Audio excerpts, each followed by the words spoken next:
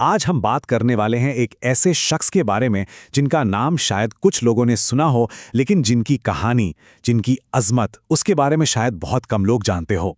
जी हाँ, हम बात कर रहे हैं अबू उबैदा इब्न अल-जर्राह। तो चलिए जानते हैं इस इंसान के बारे में। एक ऐसा इंसान जिसका किरदार, जिसका कैरेक्टर दुनिया के किसी भी खजाने से, सोने चांदी से कहीं ज्यादा कीमती माना जाता था।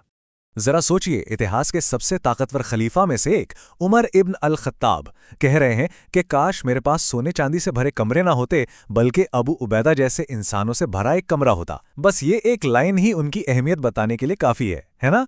तो सवाल ये उठता है कि आखिर कौन थे ये शख्स? ऐसा क्या था उनमें कि उनकी कीमत दुनिया के सारे सोने से भी ज्यादा थी? चलिए इन्हीं सवालों का जवाब ढूंढते हैं और शुरू करते हैं अबू उबैदा की ये दास्तान। तो किसी भी इंसान को समझने के लिए हमें उनकी शुरुआत देखनी होती है। तो चलिए देखते हैं कि वो कौन थे, कहां से आए थे और कैसे उनके मजबूत किरदार की बुनियाद रखी गई। उनका असली नाम तो आमिर था, पर दुनिया ने उन्हें अबू उबैदा के नाम से जाना। वो मक्का के मशहूर कुरैश कबीले से थे और पता है, वो इस्लाम कबूल करने वाले पहले 10-15 लोगों में से एक थे। लेकिन ये रास्ता आसान नहीं था। अपने इस ईमान की वजह से उन्हें बहुत कुछ सहना पड़ा। यहां तक कि 2-2 बार अपना घर-बार, अपनी जमीन, सब कुछ छोड़कर उन्हें हिजरत करनी पड़ी। जरा उस मंजर की कल्पना कीजिए। बद्र की लड़ाई, एक ऐसी लड़ाई जहां ईमान का सबसे बड़ा इम्तिहान था। क्यों? क्योंकि सामने दुश्मन कोई और नहीं, बल्कि अपने ही लोग थे, अपने ही रिश्तेदार। कुछ रिवायतों में तो ये भी आता है कि अबू उबैदा के खुद के वालिद उनके खिलाफ लड़ रहे थे। ये एक ऐसी भट्टी थी जिसने उनके किरदार को फलाद की तरह तपा दिया। चलिए अब उनकी जिंदगी के एक ऐसे वाक़ये पर नजर डालते हैं जिसने उनकी वफादारी को, उनकी भक्ति को हमेशा हमेशा के लिए इतिहास में अमर कर दिया। ये बात है उहुद की जंग की।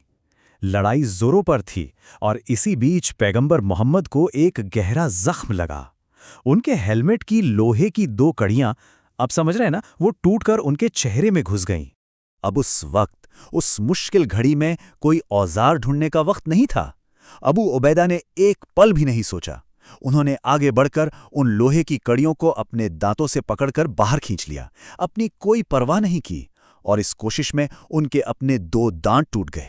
ये कुर्बानी इतनी बड़ी थी कि उनके टूटे हुए दांतों की वजह से उनकी जुबान में जो हल्की सी लड़खड़ाहट आई, लोग उसे एक कमी नहीं बल्कि एक सम्मान की निशानी मानने लगे। कहा जाने लगा कि उनकी आवाज़ अब पहले से भी ज्यादा खूबसूरत लगती है। वो जख्म एक निशाने इज्जत बन गया। तो इसी किरदार ने उन्हें एक ऐसे मुकाम पर पहुंचाया जहां उन्हें एक ऐसा खिताब मिला, एक ऐसा टाइटल जो हमेशा के लिए उनकी पहचान बन गया। जानते हैं क्या था वो वाकया? किस्सा कुछ ऐसा है कि नजरान से एक ईसाई डेलीगेशन आया और उन्होंने पैगंबर से कहा कि हमें अपने साथ एक ऐसा आदमी दीजिए जिस पर पूरी तरह से भरोसा किया जा सके, एक अमीन शख्स। अब वहां जितने भी बड़े बड़े सहाबा मौजूद थे, हर किसी के दिल में यह ख्वाहिश थी कि काश ये सम्मान उन्हें मिले। सबकी नजरें पैगंबर पर टिकी थीं और फिर आवाज आई, खड़े हो जाओ ए अबू उबैदा। बस ये उनकी ईमानदारी पर सबसे बड़ी, सबसे पक्की मुहर थी। और उसी दिन से उन्हें वो खिताब मिला जो उनकी पहचान बन गया, अमीनुल उम्मत, यानी इस पूरी कौम का, इस पूरी कम्युनिटी का सबसे भरोसेमंद इंसान, द ट्रस्टवर्दी वन। तो ये जो भरोसा था, ये जो ट्रस्ट था, ये उनकी लीडरशिप में कैसे नजर आता था? चलिए अब इस पर बात करते हैं। देखिए, एक तरफ थे खालिद इब्न अल वलीद, जिन्हें सैफुल्लाह यानी अल्लाह की तलवार कहा जाता था। उनका अंदाज तेज तर्रार, आक्रामक था। और दूसरी तरफ थे अबू उबैदा, जो नरम दिल थे, डिप्लोमेटिक थे, बातचीत से मसले हल करने में यकीन रखते थे। और कमाल की बात देखिए, जब खलीफा उमर ने खालिद को हटाकर अबू उबैदा को कमांडर बनाया तो उन्होंने क्या किया? उन्होंने खुद खालिद के अंडर काम करना जारी रखा। ये बताता है कि उन्हें ओहदे की, पद की कोई लालच नहीं थी। उनकी सादगी का आलम यह था कि एक बार खुद खलीफा उमर, उस वक्त की सबसे बड़ी सल्तनत के हाकिम, उनके घर जाना चाहते थे। पता है अबू उबैदा ने क्या जवाब दिया? उन्होंने कहा, आप मेरे घर जाकर सिवाय आंसू बहाने के और कुछ नहीं करेंगे। मतलब वो नहीं चाहते थे कि खलीफा उनकी हालत देखकर परेशान हो। लेकिन खलीफा उमर फिर भी गए और जब वो पहुंचे तो जो उन्होंने देखा वो हैरान कर देने वाला था। सोचिए, उस वक्त के सबसे अमीर सूबों में से एक सीरिया के गवर्नर का घर, और घर में क्या था? कोई फर्नीचर नहीं, खाना पकाने के लिए बस एक बर्तन, सोने के लिए एक तकिया और खाने के लिए सूखी रोटी के कुछ टुकड़े और थोड़े मेवे, ये दुनिया से उनकी दूरी का सबसे बड़ा सबूत था। ये सब देखकर खलीफा उमर के मुंह से अनायास ही निकल गया, और ये जुमला अबू उबैदा के पूरे किरदार को बयां करता है। उन्होंने कहा, दुनिया ने हम सबको बदल दिया, सिवाय तुम्हारे अबू उबैदा। मतलब ताकत, शोहरत, सब कुछ मिला, पर वो इंसान नहीं बदला। अब हम आते हैं उनकी जिंदगी के आखिरी हिस्से पर, एक ऐसा हिस्सा जो उनके उसूलों का सबसे बड़ा इम्तिहान था और शायद सबसे बड़ा सबूत भी। हुआ ये कि सीरिया में एक बहुत भयानक प्लेग फैला जिसे ताऊने अमवास कहते हैं। खलीफा उमर को फिक्र हुई, उन्होंने फौरन खत लिखकर अबू उबैदा को हुक्म दिया कि अपनी जान बचाकर फौरन वापस आ जाओ। लेकिन अबू उबैदा ने क्या किया? उन्होंने जाने से इनकार कर दिया।